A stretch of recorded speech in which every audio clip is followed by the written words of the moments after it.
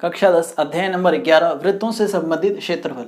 Question number 5 है, त्रिज्या 21 centimetre वाले वृत्त का चाप केंद्र पर 60 डिग्री का कोण अंतरित करता है। ज्ञात कीजिए तीन चीजें। पहली, चाप की लंबाई।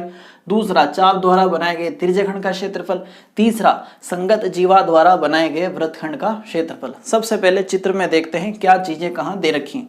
ये वृत्त है और ये इसका चाप है जिसका नाम रखा है AB। ये केंद्र के ऊपर 60 डिग्री का कोण बनाता है और वृत्त की त्रिज्याएं दे रखी है 21 सेंटीमीटर की। ठीक है, सबसे पहले पूछा है चाप की लंबाई। देखें, ये होती है पूरी परिधि। परिधि का एक टुकड़ा ये लिया, इसको अपन कहते हैं चाप। इसकी लंबाई अपने को पता करनी है। फिर इस चाप द्वारा जो ये त्रिज्यखंड बन रहा है, पिज्जा की स्लाइस जो बन रही है, उसका अपने को क्षेत्रफल निकालना है। और ये जो छायांकित भाग है, ये वृत्तखंड है, इसका अपने को क्षेत्रफल निकालना है। शुरुआत करते हैं डिटेल लिखने से। देखें, त्रिज्या अपने को दे रखी है, त्रिज्या R कितनी है 21 सेंटीमीटर और केंद्र पर बनने वाला कोण थीटा, केंद्र का कोण थीटा कितना दे रखा है 60 डिग्री। इसके अलावा कुछ दे नहीं रखा, ना हमें चाहिए। पहला भाग, चाप की लंबाई। देखें, चाप की लंबाई, कौन सी बाई, लंबाई। चाप की लंबाई का फॉर्मूला है पाई आर थीटा बटा 180, पाई आर थीटा बटा 180। फॉर्मूले के लिए आप इस चैप्टर का पहला वीडियो देख सकते हैं। ये फॉर्मूले कैसे बने, इनका क्या मीनिंग है, सब कुछ उसमें बताया गया है। चलें कंटिन्यू करते हैं अपन।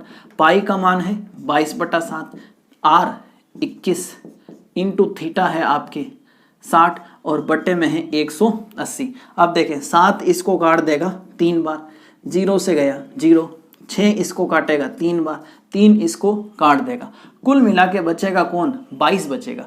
तो आपकी जो चाप की लंबाई है वो है 22। दूसरा भाग करते हैं, चाप द्वारा बनाए गए त्रिज्यखंड का क्षेत्रफल। त्रिज्यखंड का क्षेत्रफल निकालने के फॉर्मूले हैं दो। पहला है पाई आर स्क्वायर थीटा बटा 360। दूसरा, अगर आपको चाप की लंबाई पता है तो 1/2 into R into L. L मतलब चाप की लंबाई। ये जो मान निकला है वो किसका निकला है, एल का। तो जब हमें चाप की लंबाई दे रखी है तो उसी फॉर्मूले का इस्तेमाल करेंगे। दूसरा भाग, त्रिज्यखंड का क्षेत्रफल। त्रिज्यखंड का क्षेत्रफल 1/2 into R into L. 1/2 into R, R है आपके 21, त्रिज्या कितनी है 21। एल चाप की लंबाई अभी निकाली कितनी है 22, 2 से 22 कटेगा 11 बार, कुल मिला के 21 और 11 बचते हैं। इनका गुणा कर लें 231, कितना आ जाएगा 231 सेंटीमीटर स्क्वायर। सेंटीमीटर स्क्वायर क्षेत्रफल के लिए स्क्वायर लगाते हैं।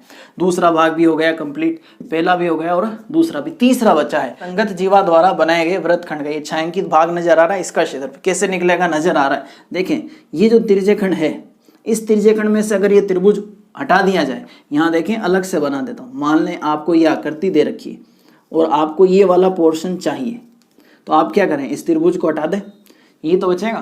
तो त्रिज्यखंड में से त्रिभुज निकालना है, आपको वृत्तखंड का क्षेत्रफल मिल जाएगा। तो तीसरा भाग देखें अपन, लिखें वृत्तखंड का क्षेत्रफल।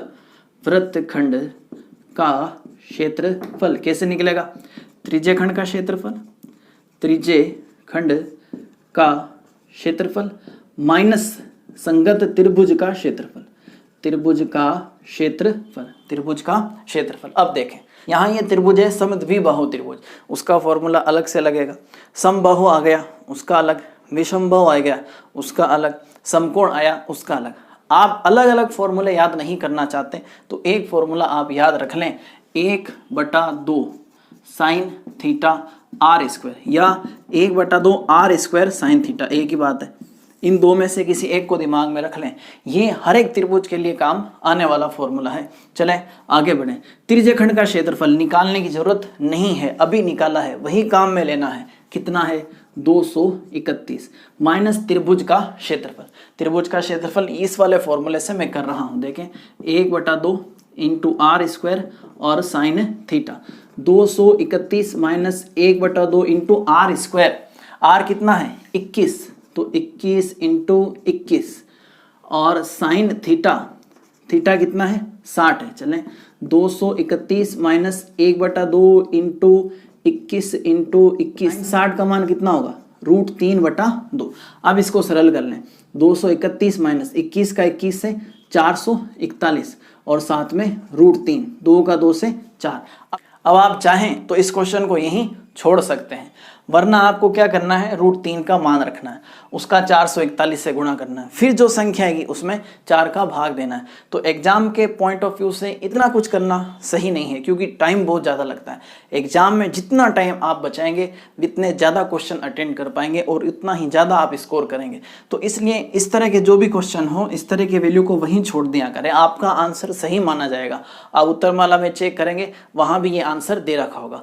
फिर भी अगर आप चाहें तो आप सरल कर सकते हैं, फिर भी आपकी तसल्ली के लिए मैं कर देता हूँ। कैलकुलेशन मैंने साइड में करके रखी है, 231 माइनस, अब देखें 4 का भाग इसमें देंगे आप, जाएगा कितनी बार, 110.25 और इसका मान होता है 1.732। तो 231 माइनस, इसको सरल करेंगे तो ये संख्या आएगी 190.95। आगे क्या हटा रहा हूँ मैं, 190.95 और इसको घटाएंगे तब आएगा आपके 40.05। अब देखें इसको आगे करने का वैसे सेंस बनता नहीं है, फिर भी मैंने आपकी तसल्ली के लिए पूरा सरल करके आपको बताया है, आप यहां तक भी छोड़ सकते हैं।